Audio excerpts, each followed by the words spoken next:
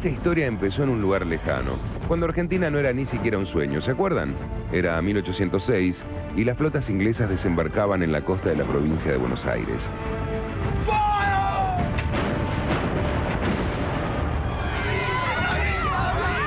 Te contamos aquellas invasiones y la manera en que los habitantes de esta tierra resistieron y lucharon, con todo lo que tenían a mano, defendiendo a muerte un lugar que aún no les pertenecía. Y al calor de aquellos combates fue creciendo la idea de ser libres. Si el virrey había huido y los civiles tenían las armas en la mano, ¿cuánto tiempo más habría que esperar? Los patricios apoyarán a un gobierno elegido por el Cabildo. ¿El Cabildo? Pero por favor, el reemplazante de Cisneros debe ser elegido por el pueblo. La captura del rey de España por parte de Napoleón hizo el resto. ¿Se acuerdan de mayo de 1810? Un grupo de patriotas que le exige al virrey Cisneros un cabildo abierto. ¡Que salga el virrey! ¡A ver, Cisneros! ¿Creéis que voy a convocar un cabildo abierto? Estáis equivocados. ¡Cabildo abierto! Y ya nadie podría detener la historia. ¡Aquí no hay, sino españoles! ¡Los de España han perdido su tierra! ¡Los de América estamos luchando para salvar la nuestra! El 25 de mayo teníamos una primera junta con mayoría de criollos. Pero claro, los problemas solo empezaban. Había enemigos extranjeros muy poderosos y también algunos de adentro que no querían que la revolución llegara demasiado lejos y perder así sus privilegios económicos. Por eso, sus hombres más brillantes serían atacados. Mariano Moreno sería asesinado en alta mar, ¿se acuerdan? Y de Castelli, el tipo sería enviado a una guerra imposible, traicionado, injuriado. Si ni siquiera Belgrano se salvará de esta locura.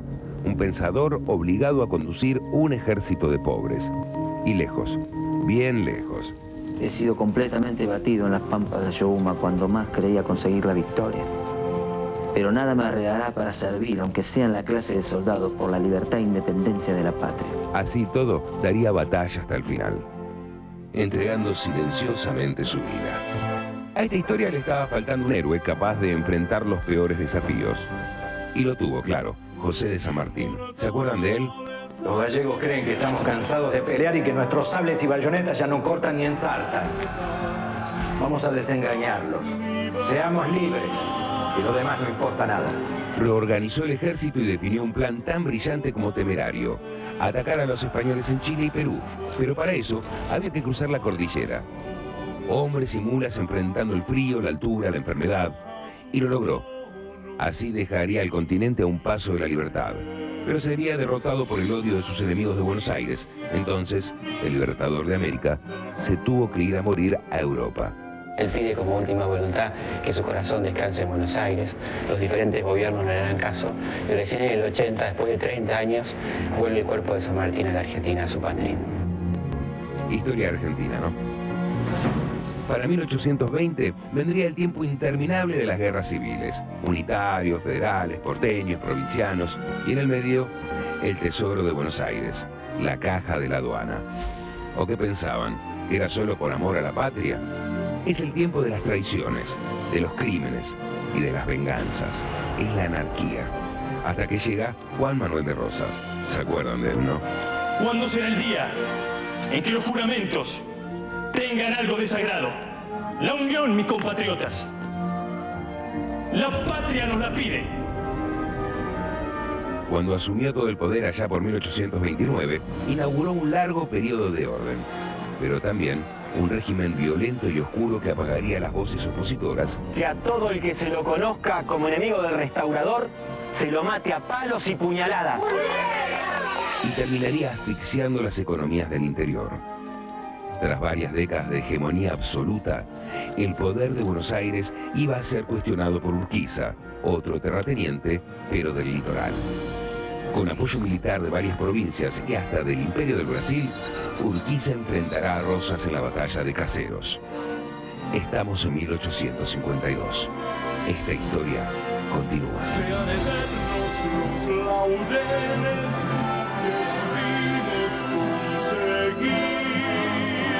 que supimos conseguir.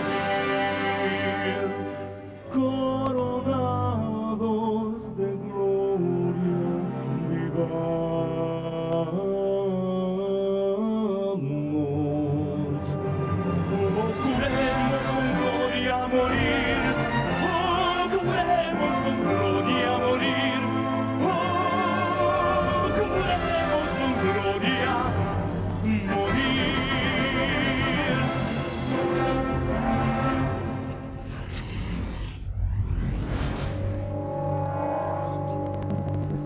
Felipe, ¿qué hacemos acá en la costanera de San Nicolás?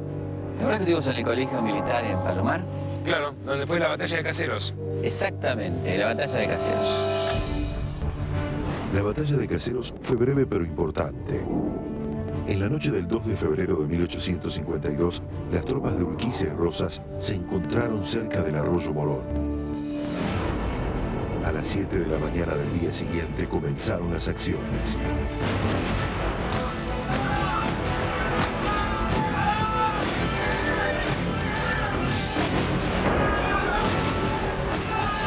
Cerca de 50.000 hombres se repartían por mitades entre ambos bandos, pero los soldados de Rosas eran más jóvenes y con poca experiencia.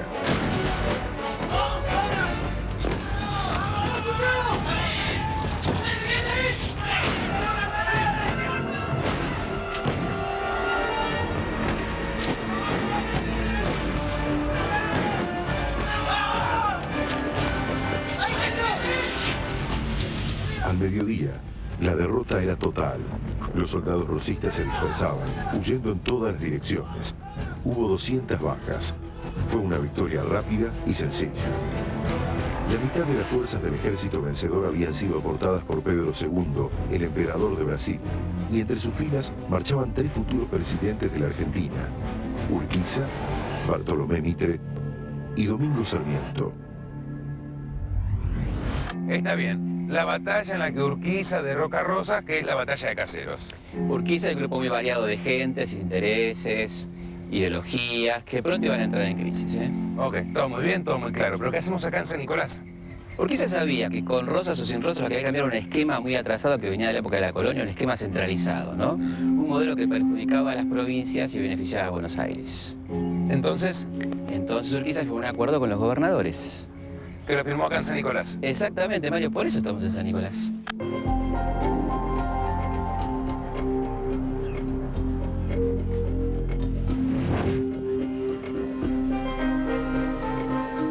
Y acá los gobernadores firmaron el acuerdo de San Nicolás. Mira, acá está el documento original. Uy, qué pena. La pluma está rota. Está rota a propósito, Mario. ¿Cómo a propósito? Claro, para demostrar que después de esto no había nada más importante que firmar. El acuerdo de San Nicolás nombraba a Urquiza director provisorio de la Confederación, lo nombraba jefe de las fuerzas militares y de la aduana, y convocaba a un Congreso General Constituyente a reunirse en Santa Fe para redactar una Constitución Nacional. Pero si ya había una Constitución. Sí, claro, una Constitución unitaria, centralista, redactada por Buenos Aires. Urquiza creó una Constitución federal, basada en el liberalismo económico, que respetara la libre nación de los ríos y que suspendiera las aduanas interiores, ¿no? Ahora, ¿el gobierno de Buenos Aires firmó eso? Sí, claro, pero esto le va a traer algunos inconvenientes, ¿no? Ya me parecía que estaba todo demasiado tranquilo. Y acordate que esto es historia argentina, ¿no? Ah. La oposición porteña al acuerdo fue feroz, al punto tal que el gobernador López y Planes tuvo que renunciar, ¿no? Urquiza pudo controlar la situación militarmente por un tiempo, pero cuando se va para el Congreso de Santa Fe, los porteños le dan un golpe de Estado. Entonces la acción está en Buenos Aires. Está en Buenos Aires. ¿Vamos a Buenos Aires?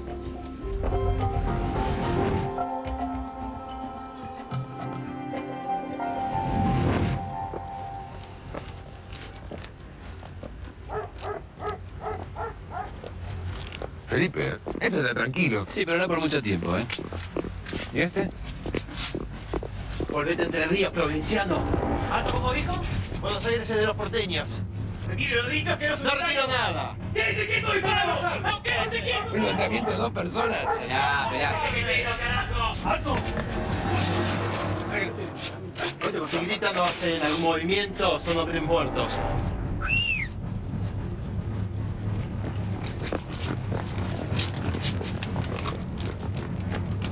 Rajemos, Felipe. Estate tranquilo, entre todos esta es una revolución bastante tranquila, ¿eh? ¿Qué hacemos? ¿Las matamos? No, sin derramamiento de sangre, dijimos. Déjenlos ir. Pero van a avisar a nosotros. ¿Y eso queremos? Que vayan corriendo hasta Entre Ríos y avisen que no vamos a aceptar ni una orden más del interior. Abre la puerta. Con Alsina al frente, los civiles tomaron las sedes del gobierno y las convirtieron en sede de la autoridad revolucionaria. Avisen a los congresales que se reinstala el legítimo gobierno de la ciudad de Buenos Aires. ¿Y eso?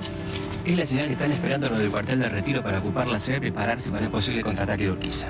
Si eso pasa, yo no quiero estar en medio de todo esto, ¿eh? No te preocupes, empieza a tardar un tiempo en citar a Buenos Aires, ¿eh? Vamos a tomar un café, no te preocupes. ¿Tomar un café? Sí, vamos a tomar un café. ¿Ahora? Sí, dale, vamos.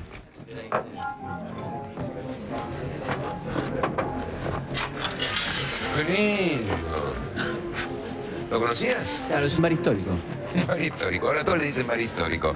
Ponen unas mesitas así de madera, le sacan la fórmica, las discroicas, bar histórico. No, es por otra cosa, ¿no? Alsina está equivocado si cree que levantándose contra Urquiza se resolverán los problemas del país. Para eso derribamos a Rosas, para volver a usar la cinta roja. Entiéndanlo, el señor Urquiza debe poner orden de cualquier modo. ¡Orden! Con esa fantochada de San Nicolás, ¿qué clase de orden puede salir de ahí, El señor mío? Libertador pide que se dicte una constitución, señor. ¿Le parece eso propio de un Una tirano? constitución, qué bonito. ¿Y a quién convoca para ello? A los gobernadores de Rosas. Eso es chocante, inmoral, impopular. ¿A usted le parece reunir a los mismos que habían sostenido la tiranía y apoyándola contra el propio Urquiza? Urquiza lo que quiere es establecer las bases para un nuevo país. Urquiza. Lo que pasa es que ustedes tienen miedo de perder los privilegios que tiene Buenos Aires. Ese Urquiza es otro tirano. El exilio o la horca para él. Suélteme. Ese no es... Sarmiento. Por eso te digo que es un bar histórico, vení. Pasa.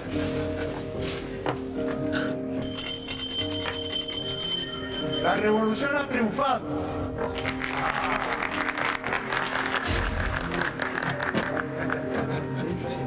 Señores, Bartolomé Mitre.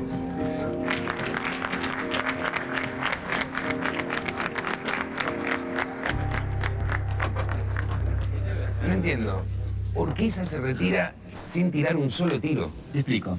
Lo que pasa es que no le dan las fuerzas para sostener el Congreso de Santa Fe y a veces sofocar la rebelión de Buenos Aires. Entonces decide retirarse.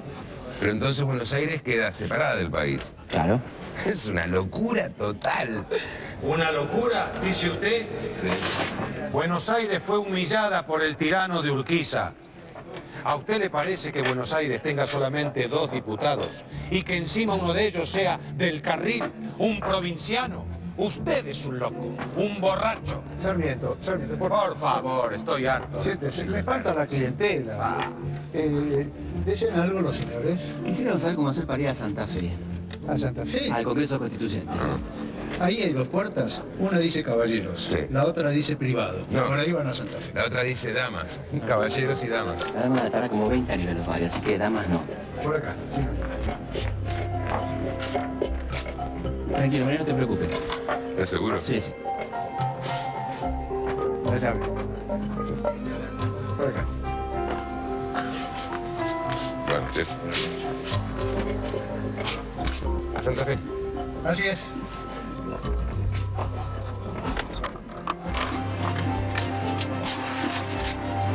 Por acá vamos al Congreso Constituyente. Y comprobar no se pierde nada, ¿eh?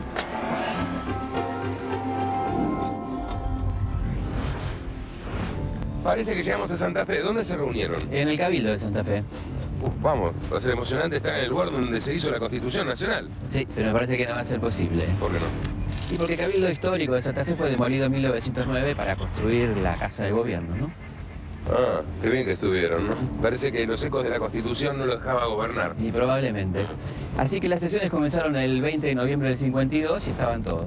Había representantes de Córdoba, Catamarca, Mendoza, Entre Ríos, Santiago del Estero, Jujuy. Casi todos, porque los porteños no estaban. Es cierto. Así que decidieron seguir adelante con las sesiones y la redacción del texto sin Buenos Aires. Vení. Y los convencionales se reunían acá, donde funcionaba y todavía funciona la alfajorrería. ¿Y dónde vivían? Bueno, la mayoría vivían en el convento de San Francisco, pero algunos, los más liberales, se negaban a vivir un ámbito religioso y vivían acá, en los altos de la alfajorrería. Acá Juan María Gutiérrez y José Benjamín Gorostera trabajaban en el texto de la Constitución, ¿no? ¿Y lo demás qué hacían? Y digamos que hacían lo que hoy llamaríamos labor parlamentaria. ¿Labor parlamentaria? Sí, labor parlamentaria. Ah, ya entiendo, labor parlamentaria. Pobre Gutiérrez y Gorostiaga. Sí, de todas maneras, ellos no hacían más que traducir un lenguaje algo más llano, las bases escritas por Juan Bautista Alberdi. Esa obra y algunos toques de la Constitución norteamericana son el origen de nuestra primera Constitución. La Constitución Nacional fue jurada el 9 de julio de 1853. Por primera vez había un marco jurídico para el Estado argentino. ¿Qué hacemos acá en un convento? Porque muchas de las cosas que deberían estar en el Cabildo de Santa Fe... Si no lo hubiesen demolido. Están acá, en el Museo del Convento de San Francisco. Vamos a la sala. Y acá en esta sala del convento se reproduce la jura de la Constitución Nacional de 1853. Sí. Ahora, una Constitución aprobada sin Buenos Aires me parece que no iba a ser muy respetada, ¿no? No, pero de todas maneras el paso fue muy importante. La Constitución de 1853 establecía derechos y obligaciones que si se hubieran respetado nos hubiéramos ahorrado muchos disgustos. Y muchos muertos. Sí, también. La Constitución Nacional va a marcar la historia argentina por 10 años y el epicentro se traslada a Entre Ríos. Bueno, vamos a Entre Ríos. A la Casa de Urquiza, Palacio San José. Vamos.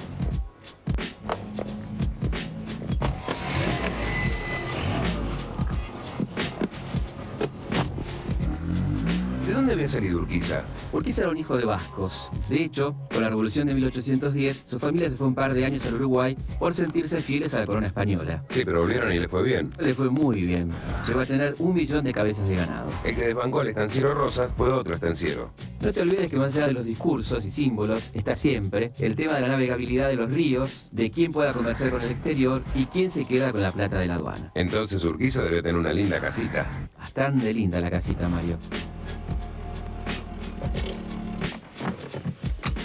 Ah, bueno. Se hizo un ranchito, don Justo. Un ranchito, sí.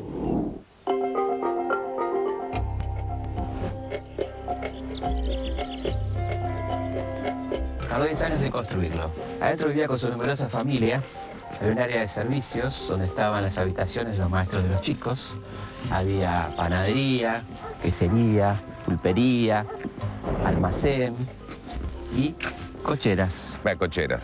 Era un lugar donde guardar los carruajes. Bueno, carruajes, coches, sí, guardaban ahí, ¿no? Pidió permiso al Vaticano para construir una capilla donde se bautizaron y se casaron parte de sus hijos. Y como si esto fuera poco... ¿Había más? Sí, claro. En el fondo se construyó un lago artificial. Un poco excesivo. Sí. Además fue la primera casa de la Argentina que tuvo agua corriente.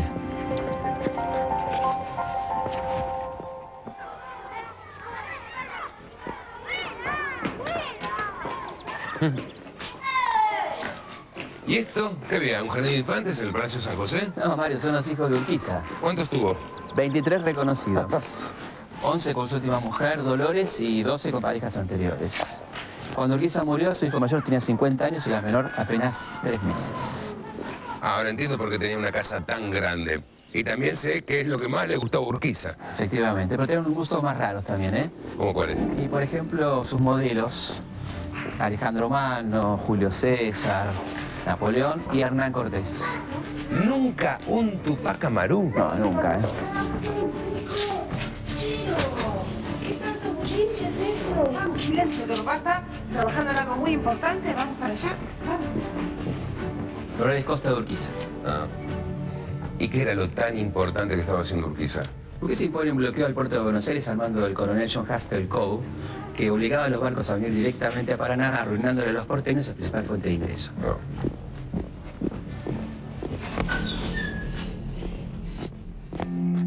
¿Qué pasa? Llegaron rumores de Coke, Su Excelencia. Espero que sean buenos. Me temo que no. Las versiones respecto a las negociaciones de Coke con el gobierno de Buenos Aires parecen ciertas. No me venga con rumores, hombre. A Coke se lo compra solamente con oro. Y Buenos Aires está en bancarrota. Sí. Pero las noticias son de su hijo Diógenes, desde Montevideo. ¿Qué dicen esas noticias? Que el gobierno de Buenos Aires ha comprado allí 5.000 onzas de oro. Lo primero que hizo Urquiza fue imponerle a Buenos Aires un bloqueo. Para eso pone al mando de la escuadra del bloqueo al coronel norteamericano John Haskell Coe. Pero no fue muy exitoso.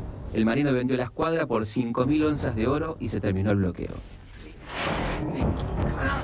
¡Canalla, traidor de mierda! General, sin Buenos Aires, sin la aduana ni el puerto, la Confederación tenía una economía por lo menos endeble. Sí, claro. La única zona rentable era la Mesopotamia, productora de ganado y cereales. El resto de las provincias aisladas subsistían como podían. ¡Qué cocina! Las cosas se habrán cocinado acá. Muchas cosas, pero Urquiza tenía problemas más graves, ¿eh? Comandante, trate de que no le falte cocción porque el de ayer estaba un poquito crudo. Vení, hija. Bueno, señora. ¿Ya está bien? Que no haya mucho tiempo de diferencia entre los platos, ¿sí? Está bien. ¿Y la mermelada? La consistencia está bien. Perfecto, ya lo podemos poner en los frascos. Vamos a estar en la sala de costura, no duden en llamarme cualquier pregunta. ¿Cómo no, señora? Vamos, hija. Vamos, Cándida. Hasta luego. Vamos, chiquito. Vas a colgar los fideos, por favor. ¿Y ustedes qué hacen acá? Urquiza hizo todo lo que pudo para revertir la situación de aislamiento que le traía estar separado de Buenos Aires. Firmó acuerdos comerciales con Estados Unidos, Francia e Inglaterra, pidió créditos a Brasil, fomentó la inmigración, pero sin la aduana era difícil sobrevivir. No podía pensarse un país sin Buenos Aires. Sepan. Que sepan. Cipriano, vayan a la sala de juegos, vamos. Gutiérrez, llévenos a la sala de juegos con el papá. El proyecto Urquiza comienza a desmoronarse. Casi como una acción desesperada, en 1857 dicta la ley de derechos diferenciales que da ventajas a los productos que llegan directamente a la Confederación sin pasar por el puerto de Buenos Aires. Lo que habrá hecho estallar a los porteños, me imagino. Absolutamente, imagínate. El gobernador queda Alsina y pide el paso de los productos que iban o venían de la Confederación. Estalló todo. Exactamente. Veniste a la sala de juegos. Buenísimo, vamos a jugar. No, señores. Esto no es ningún juego. Gutiérrez, llévese a los más chiquitos. No es un juego, pero parece bastante. Si fuera un juego debería llamarse Buenos Aires y la Confederación. Hubiera estado muy de moda ya por 1859. Bueno, hablen si van a colaborar, no se queden ahí parados. Díganme cómo se va a mover Buenos Aires. Ustedes vienen de allá, ¿no? Sí, pero nosotros no tenemos nada que ver. ¿Quiere que avancemos la fuerza de Mitre? Por favor. Hay que recordar que el gobernador de Buenos Aires no dejaba pasar la mercadería para la Confederación. Entonces hubo guerra. ¿Y usted qué cree? ¿Que esta es una mesa para tomar el té? No, claro no. Mueva entonces. ¿Qué movemos? Y Buenos Aires y la Confederación se enfrentan en Cepeda. El 23 de octubre de 1859. Recoger las tropas. Gana el señor. Bueno, entonces la Confederación va y toma el gobierno en Buenos Aires. A mí no se me dice lo que tengo que hacer. Eso hubiera sido lo más lógico, pero Urquiza instala su campamento en las afueras de Buenos Aires, más precisamente en Flores.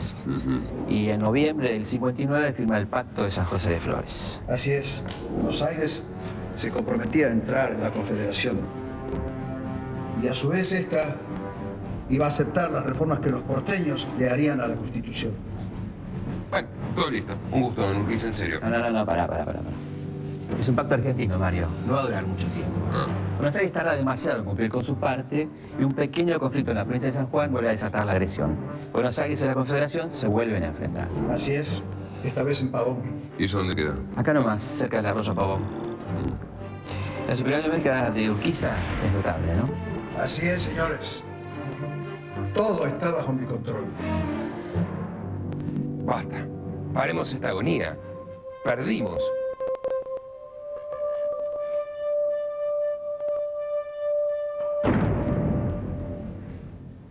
¿Qué hace? Papá. ¿Se va?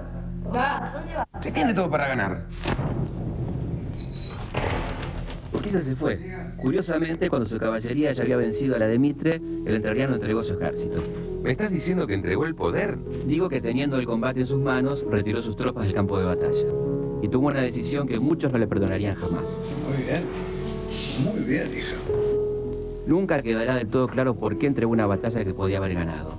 Pero hay que entender que Urquiza era un hombre económicamente poderoso. ¿Qué hace acá? ¿Este es un lugar de mujeres? ¿No me invita a pasar? Además de sus campos y sus cabezas de ganado, tenía acciones en bancos, ferrocarriles, empresas navieras, de mensajerías, industrias varias y hasta en empresas periodísticas.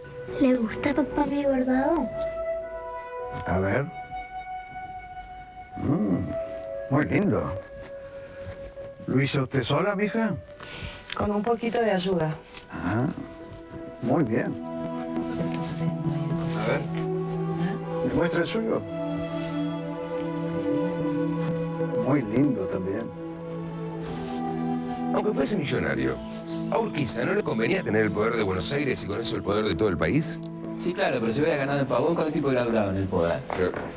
Buenos Aires hacía ganar millones a las potencias europeas. Urquiza estaba nacionalizando las rentas de la aduana. Los ingleses hubieran encontrado cualquier excusa para voltearlo. Y a los británicos encontrar aliado en Buenos Aires no hubiese costado nada. No, seguro.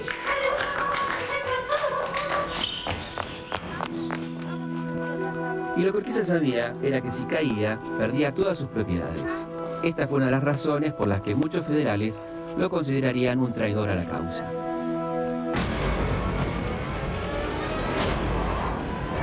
¿Qué hizo Urquiza después de Pavón? Se retiró de la vida política. Presentaría su candidatura a presidente en 1868, pero perdería con Sarmiento. Buenos Aires era el centro del poder y no abandonaría nunca más ese lugar. Con la Confederación estrangulada por su imposibilidad de negociar con el exterior, la Reina del Plata empezó a concentrar todo: arte, comercio, arquitectura fabulosa, riqueza, y empezó a hacer lo que es la ciudad-puerto. Hasta allí llegaron cientos de miles de inmigrantes trayendo trabajo, y también fuentes de trabajo, bancos y por primera vez ferrocarriles. Hubo nuevas plazas, nuevos monumentos, nuevos edificios. Empezaron a tenderse las líneas de telégrafos. En el puerto todos se sentaban a mirar los barcos a vapor. La modernidad había llegado. Ahora podían ir a las galas de ópera en el flamante Teatro Colón, en Rivadavia y Reconquista, donde hoy está el edificio del Banco Nación. O podían visitar la nueva Sociedad Rural, presidida por José Martínez de Hoz. Un apellido largo y absolutamente difícil de olvidar. El recién fundado Club El Progreso era lo más cool para los aristócratas. Había diarios para leer, para opinar, para enterarse. Los trenes iban repletos de frutas, madera, vino, lana y cueros que llegaban desde las provincias. Los nuevos tranvías a caballo recorrían al trotecito las calles largas y angostas de la ciudad. Llegaron a cubrir 300 cuadras.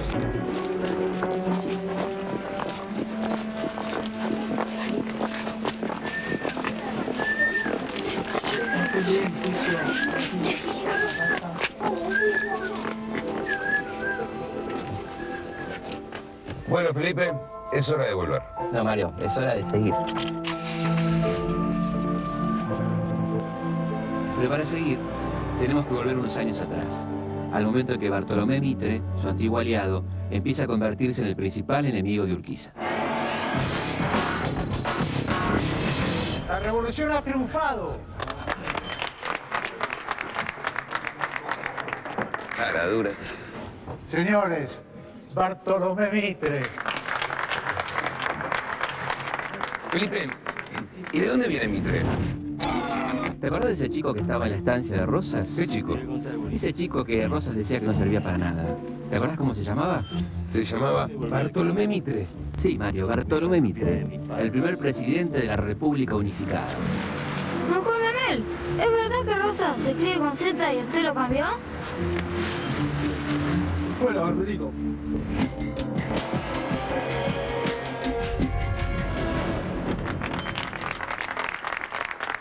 ¡Viva el doctor Bartolomé Mitre! ¡Viva! Sarmiento, una copa.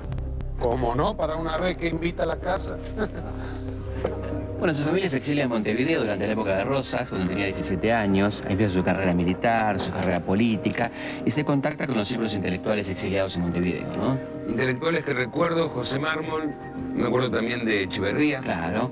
Bueno, Mitre vuelve al país, se incorpora al ejército grande que está armando Urquiza contra Rosas. Sí, pero Mitre es enemigo de Urquiza muy rápido. Claro, lo que pasa es que Urquiza le cierra un diario, lo obliga a exiliarse en Montevideo por un tiempito, pero va a volver. Va a volver muy activo. ¿Te acordás de la toma del fuerte?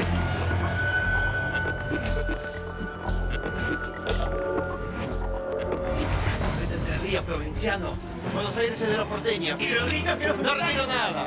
Avisen a los congresales que se reinstala el legítimo gobierno de la ciudad de Buenos Aires.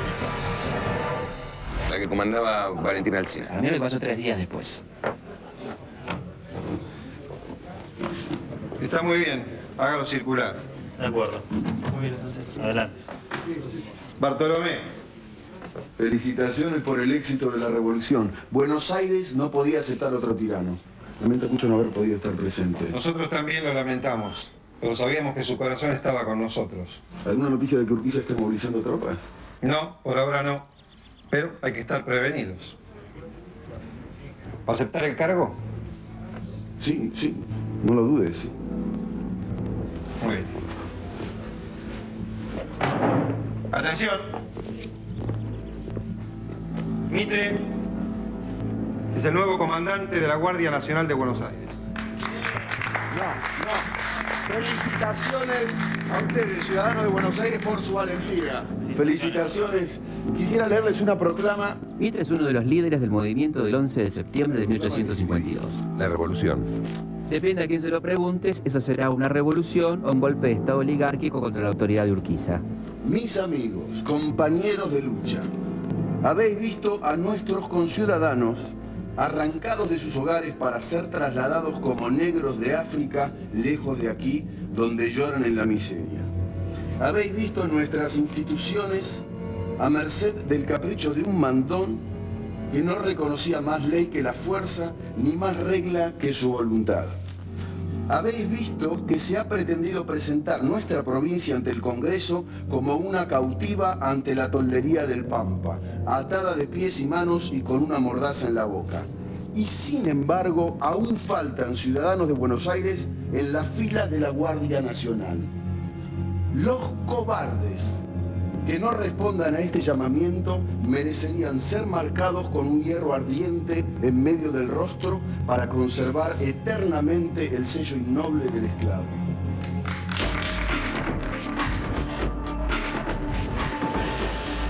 Señor, está todo arreglado. Si quieren ver la asunción del primer presidente hecho y derecho de la República, tienen que apurarse. Bueno, muchas gracias. Es por ahí.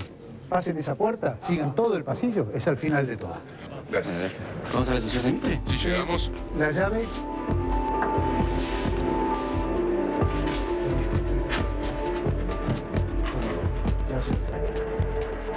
Después de Pavón, Mitre parece ser el único hombre capaz de gobernar la nueva Argentina. La fórmula Mitre-Marcos Paz triunfa en las elecciones de 1862.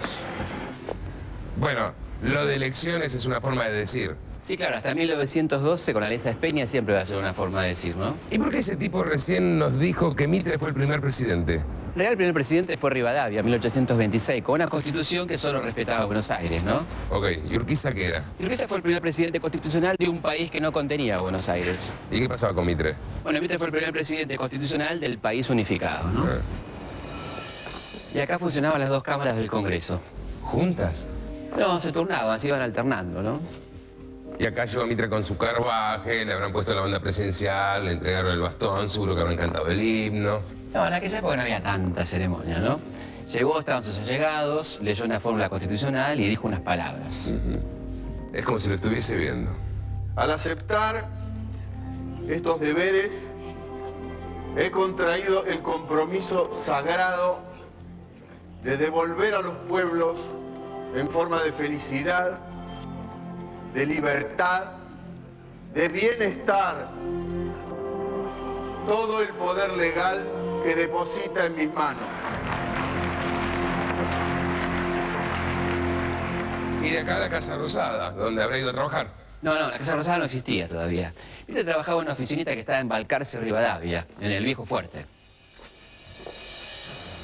Lo más importante que puede decirse de Mitre es que fue el fundador del Estado argentino, ¿no? Así que el Estado lo fundó un liberal.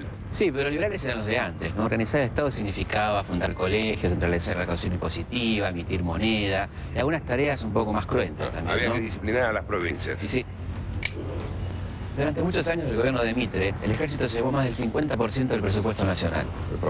Mucha plata eso. Sí, mucha plata. Y con esa plata del ejército reforzado, Buenos Aires logra aplastar las rebeliones provinciales de caudillos como Chacho Peñalosa y Felipe Varela, ¿no? Como diría un prócer argentino contemporáneo, le metieron bala. Le metieron balas y algunas otras cosas. Los coroneles de Mitre, Rivas, Paunero y Flores torturaban a sus víctimas. Felipe, qué argentina la historia argentina, ¿no? Demasiado. La Asamblea del año 13 decidió terminar con la tortura y ordenó que todos los instrumentos que se utilizaban en aquella época fueran quemados en lo que hoy es la Plaza de Mayo.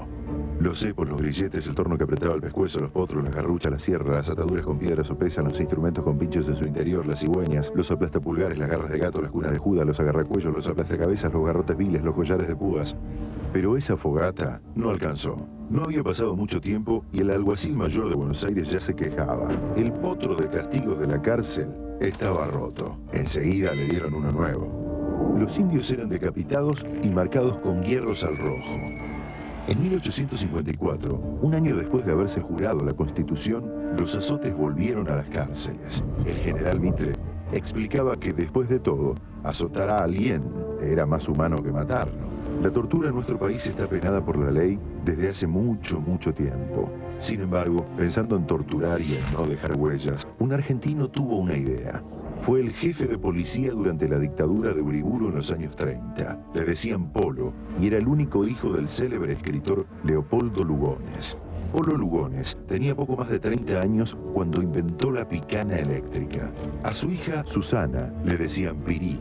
Pirí Lugones es una de los 85 periodistas desaparecidos durante la dictadura militar de Videla. Fue secuestrada en 1977. Se cree que la asesinaron un año después, luego de haber sido torturada por la misma picana que inventó su padre. Historia argentina. Y después de jurar, el presidente Mitre con sus colaboradores vinieron acá, a su casa. ¿Y por qué acá a su casa? Bueno, porque acá ejercía la presidencia de la República. En esta sala recibía personalidades, acá estaba su oficina. Años más tarde la redacción de La Nación funcionaba acá también, ¿no? Y actualmente es el Museo Mitre esta casa. casa. Desde 1907 es el Museo Mitre por una ley nacional, un año después de su muerte. Y acá se conservan libros, archivos, papeles históricos, sus muebles. Y se mantiene la decoración de la época, ¿no?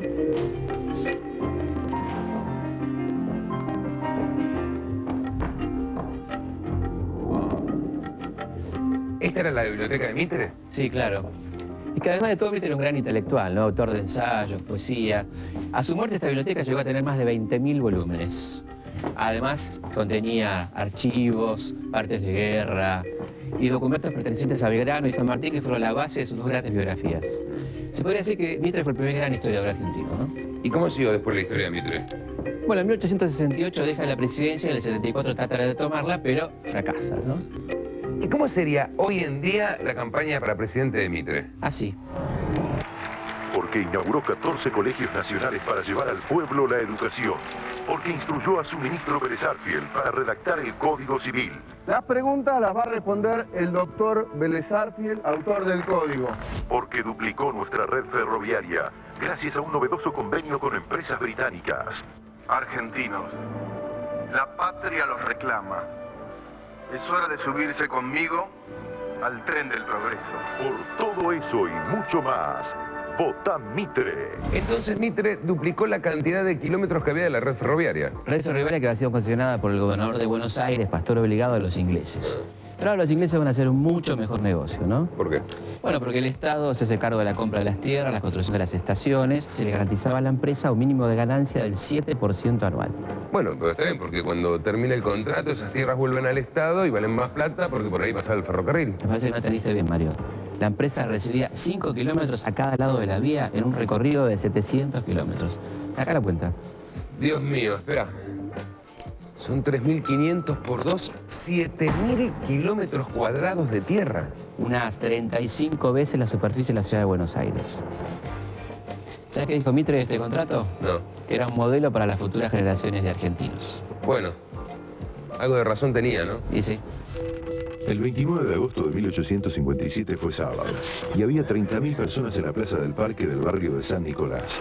Lo que hoy es la Plaza Lavalle, en Córdoba y Libertad, era la estación del Parque, la primera terminal de trenes de la Argentina. A la 1 de la tarde, el presidente Mitre, el gobernador Valentín Alsina, Sarmiento, Vélez Arfiel y otros famosos subieron al vagón. Y los porteños, embobados, vieron pasar a la porteña. Nuestra primera locomotora comprada a los ingleses inauguró la primera línea ferroviaria de la Argentina. Eran 10 kilómetros, desde la estación del Parque hasta donde hoy está Floresta. Ese viaje en galera demandaba 2 horas, en carreta más del doble, pero en tren nada más que media hora. Como quien dice, nada, el futuro presente. La red ferroviaria argentina era la tercera más importante de América después de Estados Unidos y Canadá, y la número 10 del mundo. Pero, ¿qué pasó? El presidente Avellaneda terminó vendiéndolo a los extranjeros en 1887. La mayoría de los nuevos dueños de los trenes eran ingleses. Y no les interesaba tanto crear pueblos o generar progreso en el interior del país, sino exportar materias primas desde la Argentina hacia Europa. El negocio iba sobre rieles. A fines de los años 40, Perón hizo que los ferrocarriles volvieran al Estado. Después, los gobiernos militares fueron levantando las vías y clausurando ramales. Medio siglo más tarde, Menem privatizó los trenes otra vez. Recuerdo de los años 90. Bueno, se acabó la película y con esto la obra de gobierno de Mitre. No, falta algo fundamental, ¿eh? ¿Qué? La guerra del Paraguay. Ah. Pero esa me parece que es una película de terror. Ciudadanos, en 24 horas en los cuarteles, en 15 días en campaña, en 3 meses en Asunción. Oigan, se declaró la guerra en Paraguay.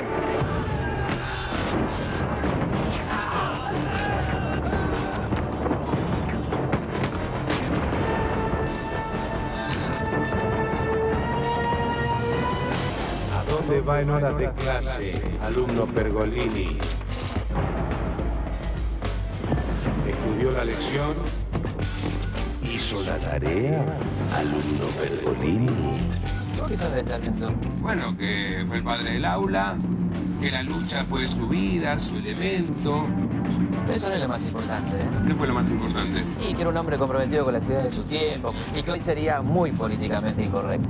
Apartemos de toda cuestión social americana a los salvajes por quienes sentimos una invencible repugnancia. Se les debe exterminar sin ni siquiera perdonar al pequeño, que tiene ya el odio instintivo al hombre civilizado. Urquiza queda fuera de la guerra del Paraguay. No te creas, ¿eh? Urquiza va a incrementar su inmensa fortuna transformándose en el principal proveedor de las fuerzas aliadas. ¡General!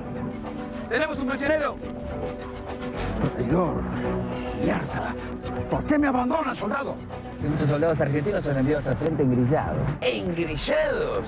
Es la patria la que exige ir a la guerra. Y en ese caso, uno no elige soldado, solo va y pelea. Señores, si quieren asistir a un encuentro histórico, tienen que darse prisa. Mira, otra para la colección. Y si guardala bien, porque va a ser una de las últimas fotos de Urquiza con vida. ¡Traigan a todos los desertores! ¡Y los fusilan de inmediato, carajo! Le volvimos a pedir plata a la Baring Brothers. Claro. Ah, nos tapó el agua. Lo nuestro va a ser caminar hasta la fortaleza y tomar posesión. Fueron días de mucha lluvia, señor. ¿Será conveniente atacar mañana? Eso va a ser un lodazal. Lo suyo suena cobarde, ¿eh? Mucha sangre corrió ya. Yo soy quien decide cuánta sangre es suficiente. Quiero decirle algo a todos ustedes. Pase lo que pase, nunca dejen de pelear. ¿Y cómo fue Sarmiento como gobernador? ¿Con qué tiza querés que te cuente la gobernación? ¿Con la blanca o con la roja? Con la blanca, me imagino que la roja es para un plato más fuerte. Con ciudadanos, a las armas, y que San Juan sea un ejército.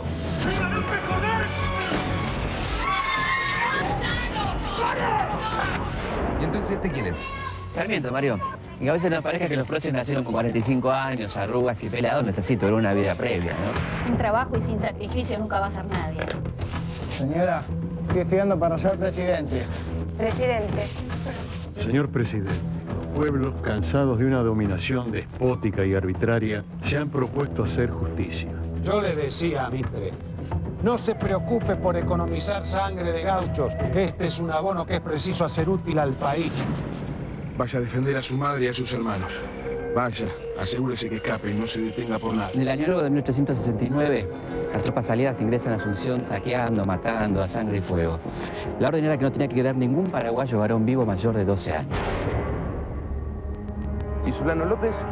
Bueno, se refugia en el norte, se repliega con 500 hombres y una fuerza brasileña de 4.500 soldados sale a perseguirlo. ¡López! Entréguense, eu garanto la vida. Muero con mi patria. No se resista. Un querem vivo. Muero con mi patria.